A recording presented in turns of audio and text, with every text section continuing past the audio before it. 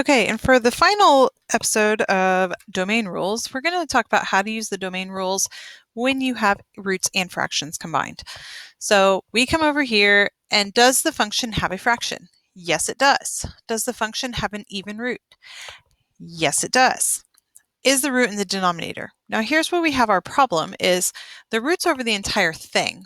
So by default, yes, it is in the denominator, but it might be easier to think of it written this direction, where we separate the root, and we can do this using our properties of roots. So we'd have the square root of 2x and then the square root of x minus 3, which comes back here. Is the root in the denominator? Well, the problem that we have right now is, yes, we have a root in the denominator, but no, the root's also not in the denominator, it's also just on the top. So we actually have to solve both of these. And to do that, we would then say, okay, so we're going to set the top. 2x is greater than or equal to 0, as well as x minus 3 is just greater than 0. So don't get them confused. The bottom one, you set the inside of the root greater than 0 and solve, because remember, you cannot square root a negative, as well as you cannot have 0 in the denominator. And then the top one, we just set it greater than or equal to 0, because we cannot square root a negative if we want to stay on the real domain. And then we go through and we'd solve each of these. So once we solve these, we'd end up with x is greater than or equal to 0, because dividing by 2 would give us 0, as well as x is greater than 3. Once again, graphing is not a requirement. However, I do find it very useful. As we come along here, we can put our 0 and then our 3.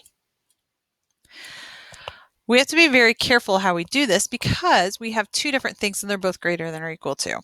And so we have to choose actually the most restrictive domain because that way it applies to both.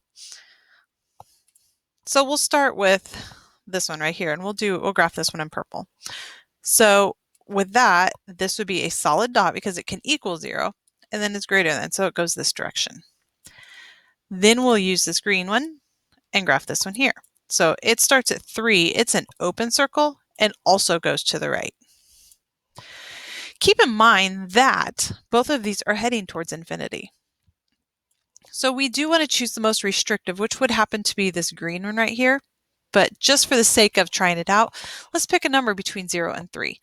I would say let's try 1. If I plug 1 into the top, 2 times 1 is 2. The square root of 2 is something I can do. So that works for the top. But if I plug 1 into the bottom, 1 minus 3 is negative 2. And if I try to square root negative 2, I end up with imaginary numbers, and I would like to keep my domain within the real. So I know this does not count towards my domain. I'm only looking at this green one. So if I were to write this in interval notation, so I'd have x is an element of, it